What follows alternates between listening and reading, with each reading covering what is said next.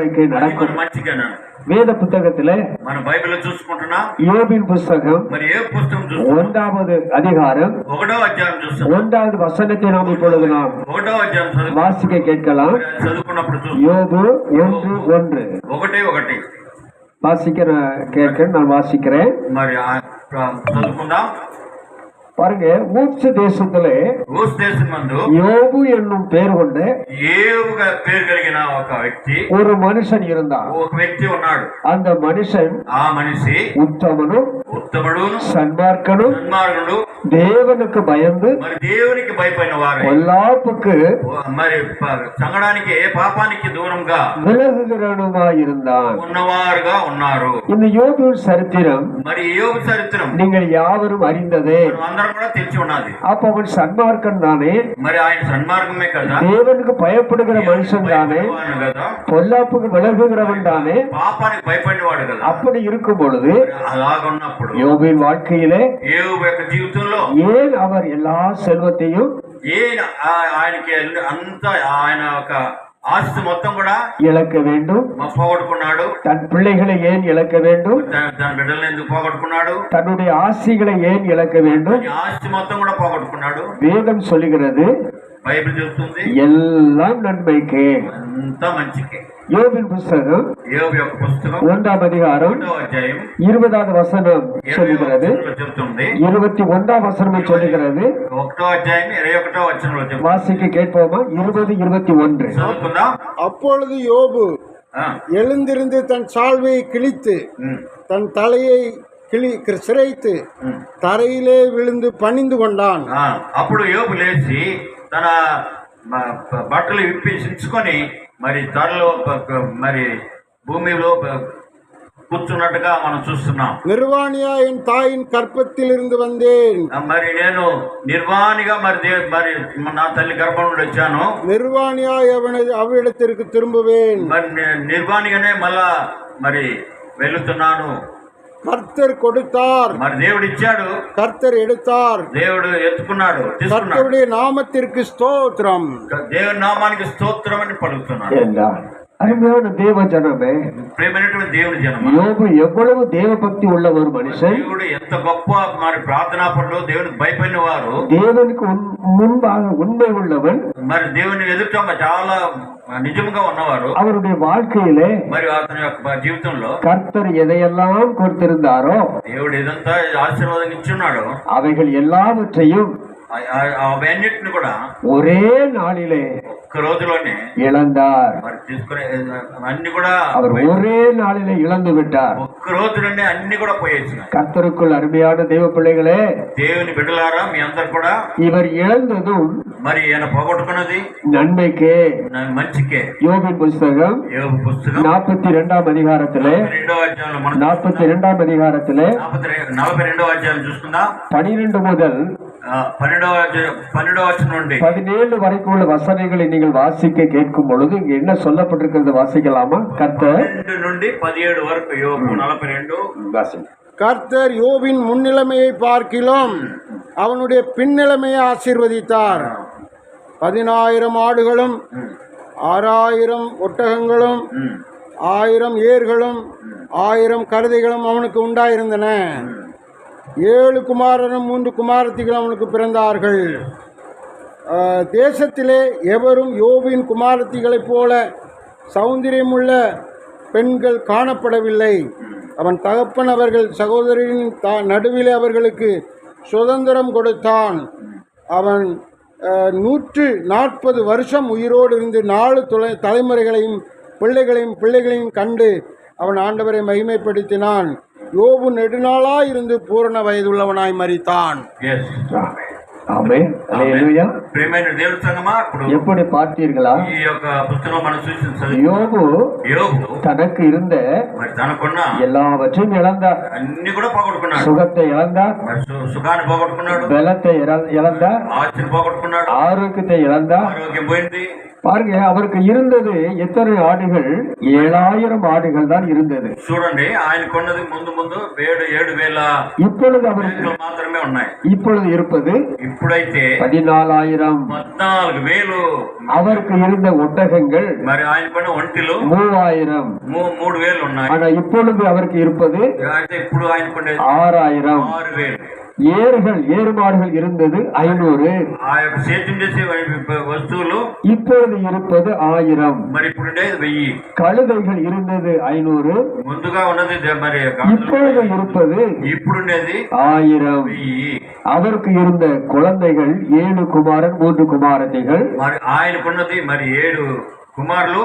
இப்பொழுது அவருக்கு இருப்பதும் 7 குமாரர்கள் தான், 3 குமாரத்திகள் தான். ஆமா, அதே విధంగా మరి బిడ్డలు కూడా. ஆனா முன்னாடி இருந்த பிள்ளைகளை பார்க்கிலும் ముందు ఉన్న బిడ్డల కంటే కూడా இப்பொழுது இருக்கிற பிள்ளைகள் ఇప్పుడు చూస్తున్న బిడ్డలు மிகுந்த మంచిగా ஐஸ்வர்யம் உள்ள பிள்ளைகளாக, మరి ఐశ్వర్యం అంటే அழகுள்ள பிள்ளைகளாக మరి మంచి అందం ఉన్న బిడ్డలాగా இருந்தார்கள்.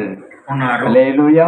హల్లెలూయా. அப்ப ஆண்டவருக்கு பயந்த ஒரு மனுஷனுக்கு, మరి దేవుని పైన ఒక మనిషికి, சன்மார்க்கமாக வாழ்க்கை வாழ்ந்த யோபுவுக்கு జీవితం జీవిస్తున్న இத்தனை இழப்புகள் మరి ఎన్ని కష్టాలు వచ్చాయి ஒரே நாளிலே வருவதற்கு ఒక్క రోజే కష్టాలను వచ్చినందుకు என்ன காரணம்? మరి ఏం కారణం? அவருக்கு இருந்த ஆசீர்வாதங்களை మరి ఆయనకున్న ఆశీర్వాదాలు ரெட்டிப்பாக கொடுப்பதற்கு, మరి రెండంతలుగా ఇచ్చేదానికి, ரெட்டிப்பாக கொடுப்பதற்கு, రెండంతలుగా ఇచ్చేదానికి அதற்காகத்தான் అందుకే இந்த இழப்புகளை ఈ యొక్క పోగొట్టుకునేవన్నీ కూడా யோபுவுக்கு கர்த்தர் கொடுத்தார். మరి మంచిగా రెండంతల கர்த்தர் கொடுத்தார். దేవుడు ఇచ్చాడు. அது మాత్రం కాదు இவ ఇంకా చూడండి, இந்த இழப்புகளுக்கு பிற்பாடு మరి ఈ యొక్క పోగొట్టుకున్న తర్వాత 140 வருஷம் మరి చూడండి 140 సంవత్సరాలు உயிரோடு இருந்து మరి ప్రాణంతో జీవించి 4 தலைமுறையாக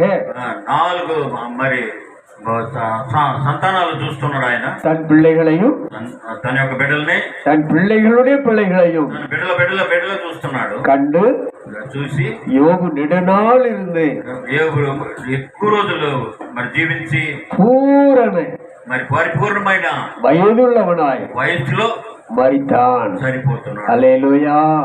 எனக்கு அன்பான தேவ ஜனமே, దేవుని సంగమా, உங்கள் வாழ்க்கையிலே మీ యొక్క జీవితంలో இந்த வார்த்தையை ఈ యొక్క మాటని கேட்டுக்கொண்டிருக்கிற వినుచున్న என் அருமை சகோதரரே, వినుచున్న సహోదరు, என் அருமை சகோதரிகளே, என் அன்பு தேவ ஜனமே, మా ప్రేమైనటువంటి దేవుని సంగమా, உங்கள் வாழ்க்கையிலே మీ జీవితంలో కూడా எதை இழந்திருக்கிறீர்கள்? మరి ఏది పోగొట్టుకున్నారు? ஒருவேளை சரீர பலத்தை இழந்திருக்கிறீர்களா? శరీర బలాన్ని పోగొట్టుకున్నారా?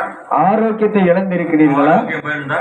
சுகத்தை இழந்திருக்கிறீர்களா? పోయినదా? உங்கள் சொத்து சுகங்களை இழந்திருக்கிறீர்களா? ఆస్తిపాస్తులన్నీ పోయినాయా? நீங்கள் பார்த்து கொண்டிருந்த வேலை இழந்திருக்கிறீர்களா? మీరు చూస్తున్న జాబ్, நீங்கள் வாங்கி கொண்டிருந்த சம்பளத்தை இழந்திருக்கிறீர்களா? చేస్తున్న జీతాన్ని పోగొట్టుకున్నారు. எல்லாம் நன்மைக்கு. అన్ని కూడా మంచికే. அவ்வளவு பலவீனம் அவருடைய வாழ்க்கையில வரவில்லை என்று சொன்னால், అన్ని కూడా ఆయన జీవితంలో రాకుండా ఉంటే యోబు நெடுநாள் இருந்து మరి అన్ని ఉన్నా కూడా యోబు ఎక్కువ సంవత్సరాలు పూర్ణ వయదుள்ளவனாய் పూర్ణ వయసులో மரிக்க முடியுமா? చనిపోయాడు. 140 வருஷம் உயிரோடு இருக்க முடியுமா? 40 సంవత్సరాలు ఊపిరితో ఉండమాడుతుందా? என் அன்பு தேவ ஜனமே, నాకు ప్రేమైన இந்த வார்த்தை கேட்டுக்கொண்டிருக்கிற ఈ మాటలు వింటున్నా சகோதரரே, சகோதரியே, సగోదరా, உங்கள் வாழ்க்கையிலே మీ జీవితంలో எதை இழந்து ఏది పోగొట్టుకున్నారు காணப்படுகிறீர்களோ మరి ఆ విధంగా அவைகள் உங்கள் நன்மைக்கு, అవన్నీ కూడా పోగొట్టుకున్నారు உங்கள் நன்மைக்கு, మీ మంచికే.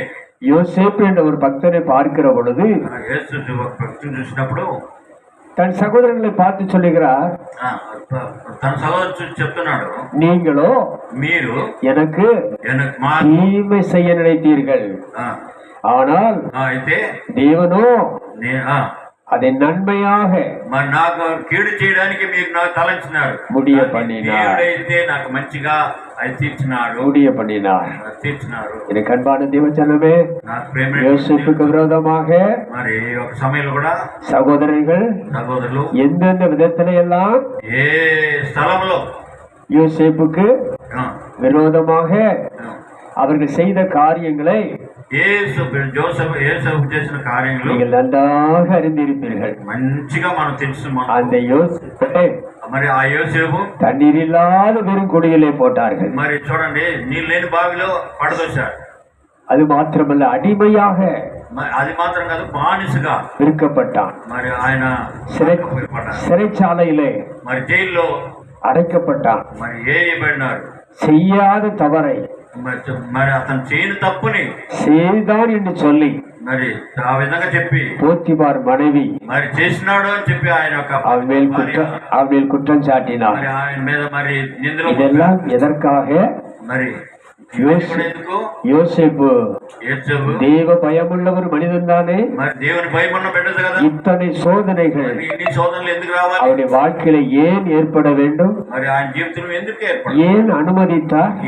ఎందుకు అనుభవించారు? ஏன் அனுமதித்தார் கர்த்தர்? ఎందుకు అనుభవించారు? அதையும் கர்த்தர் దేవుడు நன்மையாகவே முடிய பண்ணினார். మరి యోసేపు జీవితాన్ని మంచిగా జీవితానికి మార్చారు. இத்தனை போராட்டங்கள், ఇంత పోరాటాలు யோசேப்புடைய வாழ்க்கையிலே வரவில்லை என்றால், యేసు క్రీస్తు జీవితంలో రాలేదంటే, அந்த பார்வோனுக்கு முன்பதாக మరి పారానికి ముందుగా இவன் போய் நிற்க முடியுமா? ఆయన పోయి నిలబడిన మాత్రదా? யோசேப்பை பார்வோனுக்கு அதிகாரியாக மாற்ற முடியுமா? యేసేపుని మరి పారోనికి ఎక్కువగా అధికారిగా మరి మార్చగలరా? 17 వయసుல మరి 17 వయసులో ஆடுகளை மேய்த்து கொண்டிருந்தவன் మరి మేకలు మేస్తున్నాం. 30 వయసుல 30 ఏళ్లలో பார்வோனுக்கு முன்பதாக మరి పారోనికి ముందుగా ஒரு அதிகாரிగా నిలబడాడు. நிற்கக்கூடிய அளவுக்கு మరి నిలబడే అంత స్థానానికి கர்த்தர் யோசேப்பை మరి దేవుడు యేసోబుని உயர்த்தினார். మరి హెచ్చించారు. 13 ஆண்டுகள் మరి 13 ఏళ్ళు போராட்டங்கள், పోరాటం, மனக்குழப்பங்கள், మరి జీవితంలో எத்தனையோ விதத்துல ఎన్ని విధాలు சோர்வடைந்து காணப்பட்டார். ఎన్నో స్థలాల్లో మరి எதற்காக இந்த சோதனைகள்? ఎందుకు ఈ శోధనలు? எதற்காக இந்த பிரச்சனைகள்? ఈ బాధలు, ప్రశ్నలు? எதற்காக இவ்வளவு அடிமைத்தனங்கள்? మరి ఎందుకు ఈ బానిస? எதற்காக இந்த பொய்யான குற்றச்சாட்டு? ఎందుకు అబద్ధమైన మరి జీవితం, నిందలు? நம்முடைய தேவனாகிய கர்த்தர் మన యొక్క దేవుడైన யோசேப்பை యోసేపుని பார்வோனுக்கு ஒரு அதிகாரியாக வைக்க வேண்டும் என்பதற்காக, పారోనికి మరి పారోని ఎదుట అధికారిగా వచ్చేదానికి ఇన్ని బాధపడ్డాడు. யோசேப்புடைய வாழ்க்கையிலே మరి యేసోబు యొక్క இந்த జీవితంలో காரியங்கள் எல்லாமே நடந்தது.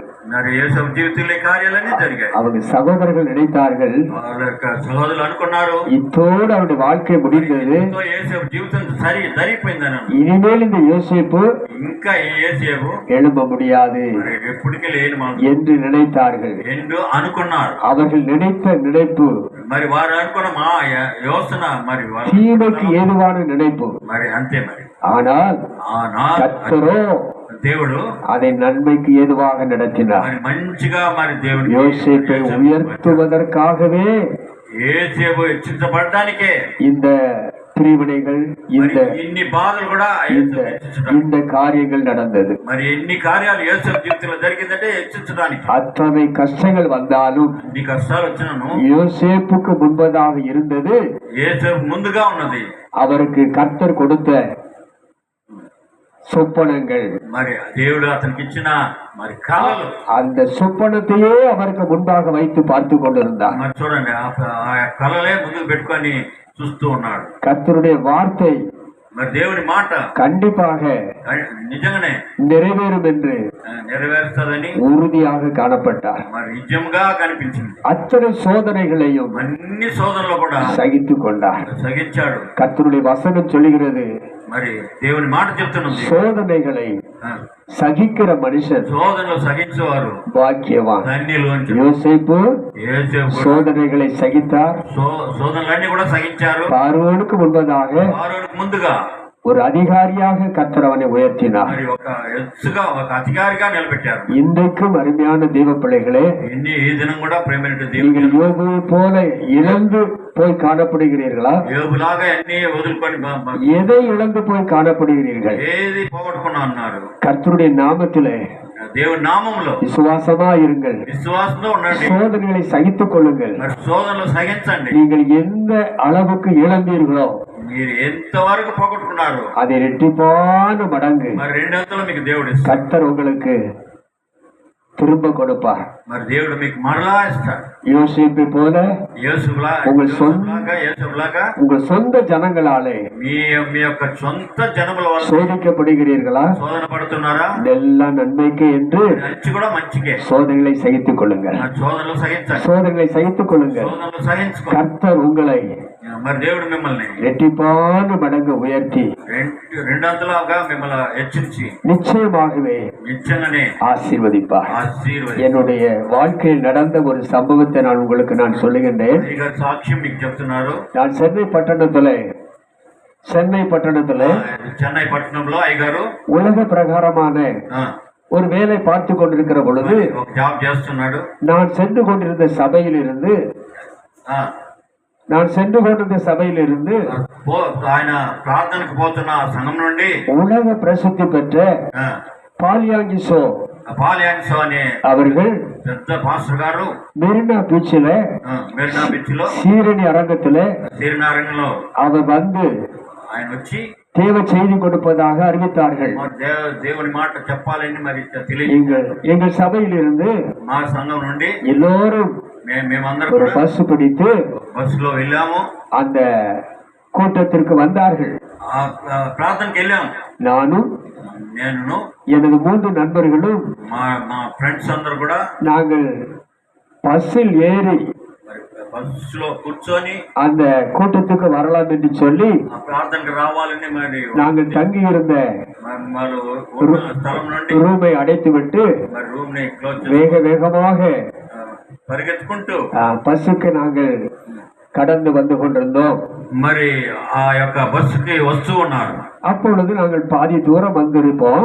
అప్పుడు సగం దూరంలో వచ్చున్నాము. எனக்கு அப்பொழுதுதான் நான் எனது பர்ஸை மறந்து வைத்து விட்டு வந்தது எனக்கு தெரிந்தது. అప్పుడే ఆయన బస్ దగ్గరికి వచ్చినప్పుడు ఆయన పర్సు మరి గదిలో పెట్టి ఉన్నట్టుగా తెలిసింది. அப்போது என்னுடைய நண்பர்களை பார்த்து అప్పుడు మా ఫ్రెండ్స్ చూసి చెప్పాను. நான் சொன்னேன், నేను చెప్పాను, நீங்கள் முன்னாடி போங்க, మీరు పోతూనే ఉండండి, நான் மீண்டுமாக என் அறைக்கு சென்று నేను మరలా వెనక్కి వెళ్ళి నా రూమ్ కి వెళ్ళి நான் மறந்து வந்த నేను మర్చిపోయి వచ్చిన பர்ஸை எடுத்துக்கொண்டு வருகிறேன், పర్సు తీసుకొని వస్తాను, நீங்கள் போங்கள் என்று சொன்னேன். వెళ్ళండి. அவர்கள் முன்னாடி கடந்து போனார்கள். ముందుగా వెళ్ళారు. நான் எனது அறைக்கு வந்து మరలా వెనక్కి వచ్చి అయ్యగారు రూమ్ కి వచ్చారు. எனது மணி பர்ஸை எடுத்துக்கொண்டு పర్సు తీసుకొని நான் வேகமாக మరి వేగంగా మరి பஸ்ஸுக்கு நான் கடந்து வந்து கொண்டிருந்தேன். బస్ దగ్గరికి వస్తున్నారు. வேகமாக கடந்து வந்து கொண்டிருந்தேன். చాలా వేగంగా మరి బస్ దగ్గరికి వెళ్ళిపోతున్నారు. அப்பொழுது మరి అప్పుడు జరిగిన நான் நடந்து போய் கொண்டிருக்கிற பொழுது నేను నడిచిపోతున్నప్పుడు நிறைய ஜனங்கள் வேகமாக ஓடி போய் கொண்டிருந்தார்கள். మరి మంచి చాలా జనం కూడా పరిగెత్తుకుంటూ వెళ్తూ ఉన్నారు. என்ன என்று சொல்லி நான் கேட்கிறேன். ఏంది జరిగిందని నేను అడిగాను. அப்பொழுது அந்த ஜனங்கள் என்னை பார்த்து சொன்ன ஒரு சகோதரன் இடத்தில் சொன்னார். అప్పుడు ఆ జనాలతో నా దగ్గర చెప్పారు, அதாவது ரயில்வே கேட் இல்லாத இப்பொழுது இருக்கிறது மணலி என்ற பகுதியிலே 44ஆம் நம்பர் பஸ் என்று ஒன்று உள்ளது. 44వ బస్సులో వచ్చున్నది. அந்த 44ஆம் நம்பர் பஸ் ஆனது 44వ నంబర్ బస్ అనేది ரயில்வே கேட்டை கடக்கிற பொழுது போతున్నప్పుడు ட்ரெயின் ஆனது அந்த பஸ்ஸில் மோதி చూడండి விபத்து உண்டாகிவிட்டது. చూడండి విపత్తు జరిగింది. அதில் நிறைய பேர் மரித்து போய்விட்டார்கள். நிறைய பேர் கால் கை இழந்து போய்விட்டார்கள். చాలా మంది కూడా దెబ్బలు తిన్నారు. మరి కాళ్ళు அதற்காகத்தான் எல்லாரும் அதை பார்க்க சொல்லுகிறோம் என்று சொன்னார்கள். అందుకే అందరూ కూడా పరిగెత్తుతున్నారు. நானும் ஓடி சென்றேன். నేను కూడా పరిగెత్తి அந்த விபத்தை நான் நேரில் பார்த்தேன். మరి ఆ యొక్క యాక్సిడెంట్ లో మరి என்னுடைய நண்பர்களை பார்க்க முடியவில்லை. మా ఫ్రెండ్స్ అంతా ఎవరు లేరు. ஒரே அழுகையும் கூப்பாடுமாக அந்த இடத்தில் காணப்பட்டது. మరి వేడుగా ఉన్నది. ஆம்புலன்ஸ் வந்து మరి ஆம்புலன்ஸ் వచ్చేది. எல்லாரும் ஆஸ்பத்திரிக்கு தூக்கிக்கொண்டு சென்றார்கள். ఆసుపత్రికి తీసుకుపోతున్నారు. நான் நினைத்தேன், ஆண்டவரே, நானும் எனது நண்பர்களோடு நான் சென்றிருந்தால் నేను కూడా మా ఫ్రెండ్స్ తో కూడా మరి எனக்கும் என்ன ஆகியிருக்குமோ தெரியாதே. మరి నాకు కూడా ఈ విధంగా எனக்கு கால் போயிருக்குமோ, నాకు మరి கை போயிருக்குமோ, ஒருவேளை நான் மரித்து போயிருப்பேனோ, నేను మరణించుండొచ్చు, எனக்கு தெரியவில்லை. మరి నాకు తెలియదు. அப்போதான் நினைத்தேன், ஆண்டவர் எனக்கு ஒரு மறதியை கொடுத்ததும் நன்மைக்கு தான். మరి చూడండి, మరి దేవుడు మరి తనకి ఇచ్చింది కూడా అది ఒక మంచికే என்று அந்த நேரத்துல ఆ సమయంలో எனது நாமத்து எனது ஆத்மாவுக்கு நான் நன்றி சொன்னேன். మరి ఆ దేవునికి మరి నా కృతజ్ఞతలు చెప్పాను. இந்த மறதியை தந்தது ఇలాంటి நன்மைக்கு தான் ஆண்டவரே என்று சொல்லி கர்த்தருக்கு நன்றி சொன்னேன். మరి దేవునికి మరి నేను వందనాలు చెప్పుకుంటాను. அடுத்தபடியாக நான் வீட்டுக்கு கடந்து போகவில்லை. அந்த ஆஸ்பத்திரி ஆம்புலன்ஸ்ல எடுத்து சென்ற நண்பர்களை பார்ப்பதற்காக கடந்து சென்றேன். அதிலே ஒரு சகோதரனுக்கு கால் இடது கையானது முறிந்து போய் காணப்பட்டிருந்தது. ஒரு சகோதரனுக்கு வலது காலில் அவருக்கு முட்டிக்கு கீழே அவருக்கு சரியான காயங்கள் பட்டிருந்தது. ஒரு சகோதரனுக்கு தலையில் அடிபட்டு நினைவற்ற நிலையில இருந்தார். அவர்களுக்காக நான் செபித்து வந்தேன். கர்த்தருடைய பெரிதான கிருபையினாலே எனது நண்பர்கள் காப்பாற்றப்பட்டார்கள். என் அன்பு தேவ ஜனமே, உங்கள் வாழ்க்கையிலே நீங்கள் தேவனுக்கு பயப்படுகிற தேவ ஜனமா இருந்தாலும் எல்லா நன்மைக்கு தான் நடக்கும். உங்கள் வாழ்க்கையில எந்த இழப்பு வந்தாலும் அதுவும் நன்மைக்கு தான். வியாதி வந்தாலும் அதுவும் நன்மைக்கு தான். கடன் பாரங்கள் இருந்தாலும் அதுவும் நன்மைக்கு தான். குடும்பத்திலே பிளவுகள் ஏற்பட்டிருந்தாலும் அதுவும் நன்மைக்கு தான். நன்றாக ஜெபியுங்கள், எல்லாவற்றிலையும் ஸ்தோத்திரம் செலுத்துங்கள். అన్ని విషయాలు కూడా స్తోత్రాలు తెలియజేయండి. கர்த்தருடைய சமூகத்திலே దేవుని సమూహంలో அவரிடத்திலே ஏன் எனக்கு இந்த நிலைமை, నాకెందుకు ఈ యొక్క భారం என்று மறுமறுக்காதீர்கள். எல்லா நன்மைக்கு. யோகருடைய வாழ்க்கையிலே வியாதி வந்தது உண்மைதான். జీవితంలో கால் தொடங்கி உச்சந்தலை மற்றும் పాదం నుండి మరి తల వరకు பருக்களால் நிறைந்தவனாய் இருந்தார். మరి యోబు మరి ఆ విధమైన పుండులతో రోగంతో ఉన్నాడు. அவர் மரிக்கவில்லை, మరి చనిపోలేదు. மீண்டும் கர்த்தர் சுகம் கொடுத்து మంచిగా మరలా 140 வருஷம் 140 సంవత్సరాలు நெடுநாள் இருந்து மரித்தார். పరిపూర్ణంగా జీవించి బతికాడు. அதே போல உங்கள் வாழ்க்கையிலும் మరి ఆ విధంగా మీ జీవితంలో కూడా செய்வார். எல்லா நன்மைக்கு என்று சொல்லுங்க, எல்லா நன்மைக்கு என்று சொல்லுங்க. கர்த்தர் உங்களை ஆசீர்வதிப்பார். கண்களை மூடி நாம் செபிப்போம். பரிசுத்தமுள்ள நல்ல தகப்பனே, இந்த நாளிலே உங்களுடைய வார்த்தைகளை கொடுப்பதற்கு இந்த வாய்ப்பை எனக்கு கொடுத்ததற்காக சோத்திரம். வாய்ப்பை தந்தருளின பரிசுத்த ஆவியானவருக்கு நன்றி செலுத்துகிறேன். அருமையான எங்கள் பிரதம பேராயர் ராஜையா அவர்களுக்கு நன்றி செலுத்துகிறேன். ஆண்டவரே, வார்த்தை கேட்டுக்கொண்டிருந்த ஒவ்வொருடைய வாழ்க்கையிலேயும் நடக்கிறவைகள் எல்லாம் நன்மைக்கு எதுவாகவே நடக்கிறது என்று எல்லாரும் புரிந்து கொண்டு கர்த்தருக்கு நன்றி செலுத்துகிறவர்களாக காணப்பட கர்த்தர் உதவி செய்கிறார். எல்லா கனத்தையும் மகிமையும் துதியையும் பரிசுத்த ஆவியானவருக்கே செலுத்துகிறேன். இயேசுவின் நாமத்தில் செபிக்கிறேன், ஜீவனுள்ள நல்ல பிதாவே. ஆமென், ஆமென், அல்லேலூயா, அல்லேலூயா, அல்லேலூயா. God bless you. கர்த்தர் எல்லாரையும் ஆசீர்வதிப்பாராக. Thank you.